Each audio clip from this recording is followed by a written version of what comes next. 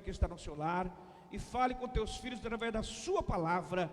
Nós pedimos o teu servo nessa noite, na instrumentalidade do teu Espírito Santo, é o que pedimos e cremos em nome de Jesus, o teu Filho, que vive e reina para sempre. Amém.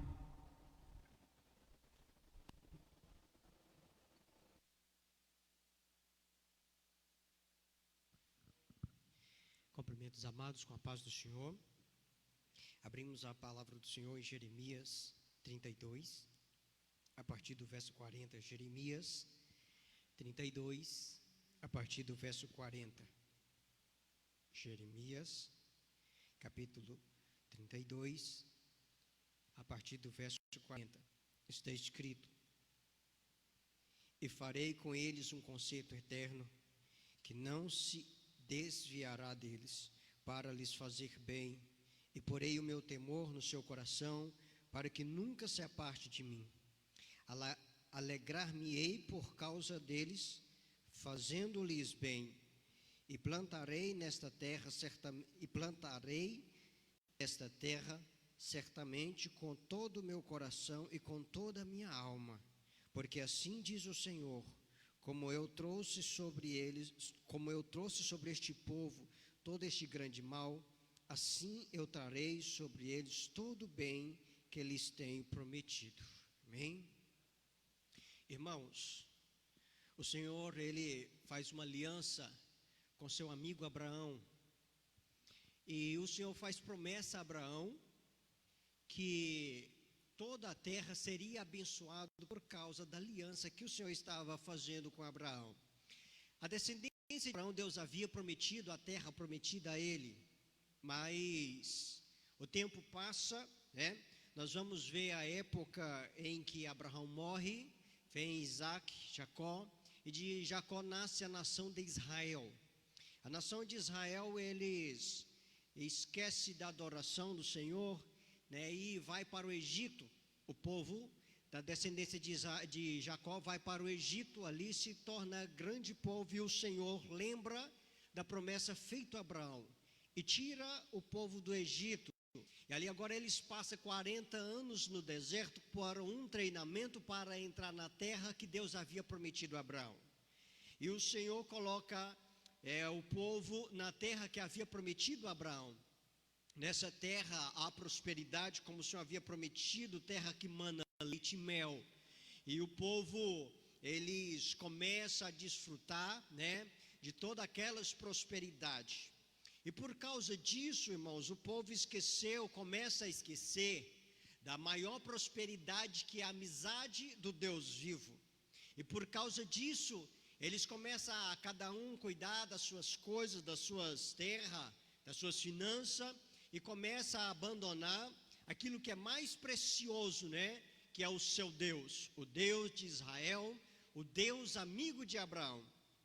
E por causa disso, Deus levanta uma nação distante, Babilônia. E Babilônia, ela é levantada para trazer julgamento à nação de Israel.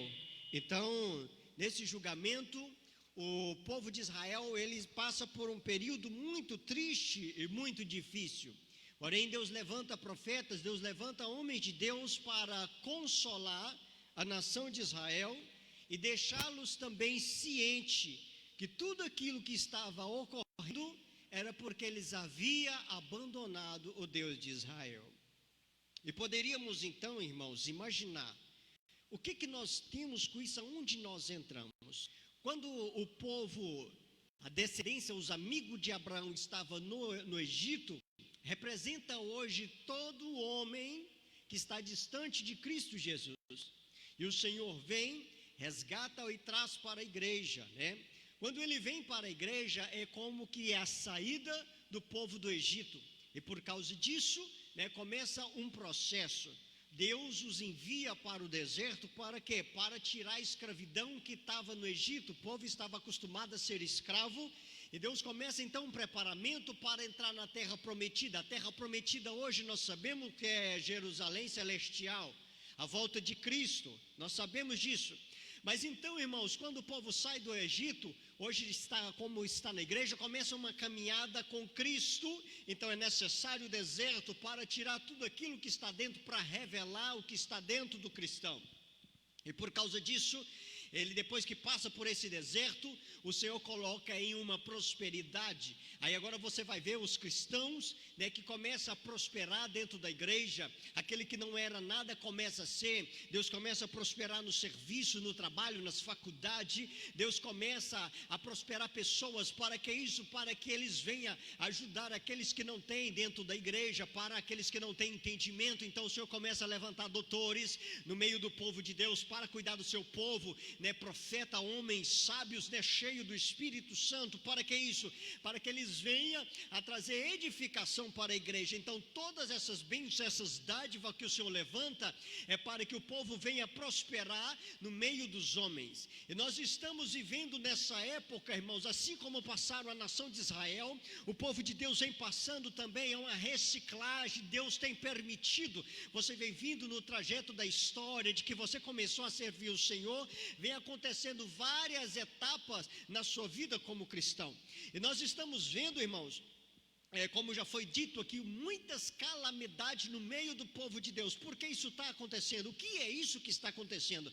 É Deus trabalhando com a igreja, porque a igreja, assim como a nação de Israel, chegou na terra prometida, era para desenvolver uma amizade a mais de gratidão a Deus, porque Deus havia cumprido a promessa que havia feito a seu amigo Abraão. Porém, ao invés disso, o povo começa a se distanciar de Deus. Aí Deus levanta os caldeus para ser tratamento para a nação de Israel. E da mesma forma Deus começa a levantar alguma situação, e exclusivamente, irmãos, essa pandemia que se levantou é para que o povo, eles entendam que precisa voltar para Deus.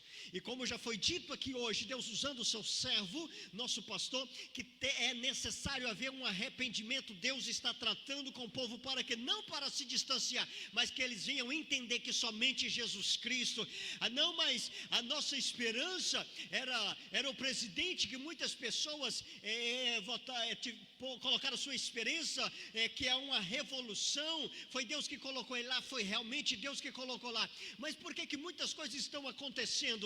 É o Senhor mostrando para a igreja, mostrando para o homem, para os homens, que quem manda é o Senhor. A esperança da igreja não é homem, nós dependemos dele sim para cumprir os nossos deveres sociais, mas o poder nosso vem do céu, vem do alto. O nosso poder está na mão do Senhor Jesus Cristo. Nós temos que temer, nós temos que servir ao Senhor Jesus Cristo. As leis têm que vir do céu. Nós temos que entender isso, irmãos, porque quando o Senhor leva o povo cativo para a Babilônia, ali agora não era mais porque o povo estava cativo, não, é porque o povo estava na terra da bênção, porém já havia se tornado escravo.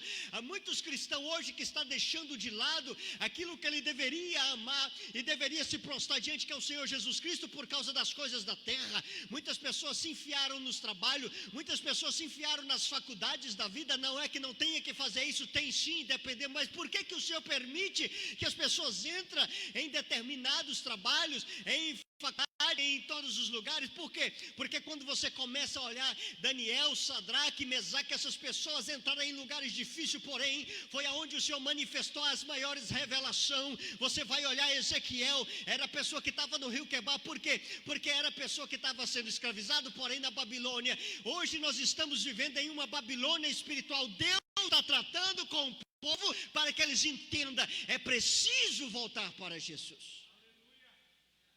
Irmãos, nós temos que entender. Mas acontecendo tantas coisas lá fora. Irmãos, leia a Bíblia. O problema é que o povo esquece de analisar a palavra do Senhor. Quando você começa a ver a época dos juízes, a coisa começava a se lascar. Eles imploravam: Deus tem misericórdia. Deus levantava um juiz. Aí resolvia a situação, passava um pouco, o povo começava a distanciar de Deus de novo.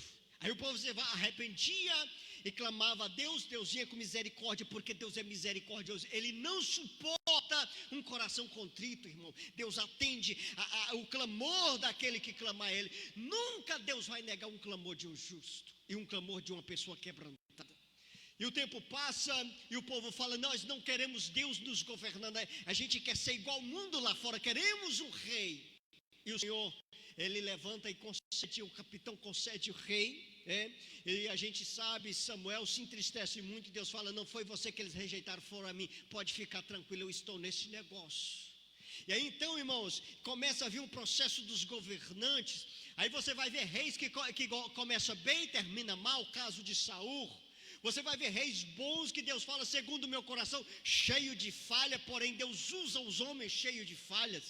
Você vai ver reis corrompidos, reis que ficam pouco tempo no governo. Isso é normal, sempre existiu isso, irmão. O problema é que hoje tem muita gente aí se descabelando como que se fosse coisa anormal.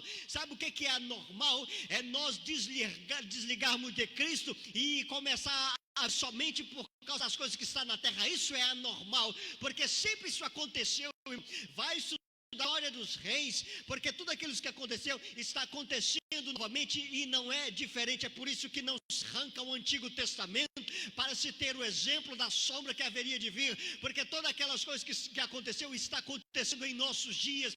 Nós temos que entender que no céu, no seu alto e sublime trono, o Senhor está o verdadeiro rei, quem governa, quem concede príncipe, quem abate rei, quem coloca autoridade, quem tira, ele que dá ele a autoridade. Nós temos que entender que o poder da igreja vem do trono do Senhor Jesus Cristo. E qual que é a nossa função, irmãos? Se muitos crentes hoje fossem para, mesmo na primeira leva, como teve a sorte o profeta Daniel, Sadraque, Mesaque, de servir na corte, mas houve outras pessoas que já veio da outra deportação, que já estava como escravo fazendo serviço braçal na beira do rio Quebar. Aquilo lá era lugar de escravo, pessoas fazer tijolos, era um serviço de baixa, como se diz, não tem mais inteligente, nem serve ninguém para servir do palácio, como foi a primeira escolha de Nabucodonosor. Agora, pega aquelas pessoas que estão lá, mas o Senhor fala assim: eu vou usar os pequeninos também para fazer coisas tremendas no meio do meu povo. Deus, ele pega, irmãos, no caso Daniel, eu estava dizendo, se fosse muitas pessoas da época de hoje que estivessem lá, ia falar: Deus esqueceu de nós, Deus não está nem aí para nós, porque se fôssemos realmente cristãos, não estava passando nessa pandemia, não estava sofrendo tantas coisas. Não, irmão, não é assim não. O Senhor vai falar assim: meu filho, vou pegar você, vou pular no meio do ímpio e vou mostrar para os homens que eles vão falar assim: olha, a partir de hoje, todos vamos servir o Deus dos deuses, que é o Deus de Daniel. Hoje é o Deus da igreja. Deus continua operando, irmãos. Deus vai usar você para fazer a diferença onde você está. Não tem nada perdido não. O nosso Deus ainda é Deus e está no controle de tudo. Porque ficar espantado com essas coisinhas que estão acontecendo? Isso sempre aconteceu, irmãos. O problema é que não estávamos prestando atenção nas maravilhas de Deus, que tem sempre revelado na sua palavra.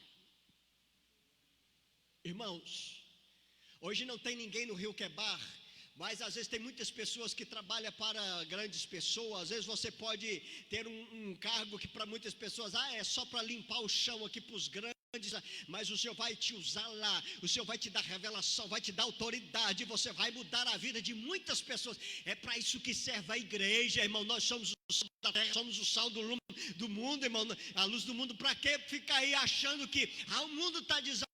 Tá, irmão, isso é cumprimento da palavra, não tem como. O profeta Jeremias chorava, gemia.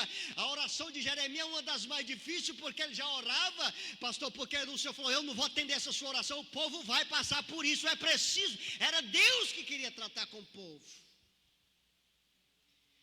Aí o conselho dele falou assim: vocês vão chegar lá e vai orar para esse povo que está lá, não é ficar aí metendo a ripa. Tem gente arrumando confusão, irmão.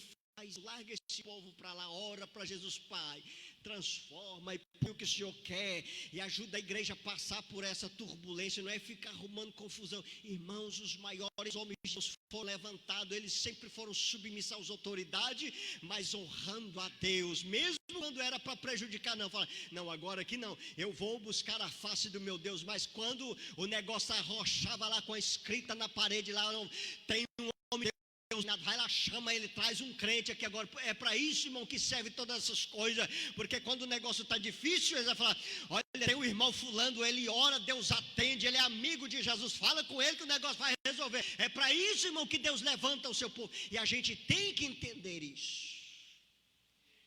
E o Senhor deixou a promessa. Jeremias foi levantado, irmão, para pregar numa época difícil. Não era na época dos grandes congressos, não. Jeremias não chamou para isso. Ele foi chamado para pregar na véspera da calamidade e na hora da calamidade. Quando Jeremias pregou para pessoas, ele viu os seus amigos, quem sabe seus companheiros, sendo levados cativo. E como continua a pregação? Ele continua pregando ainda lá no palácio.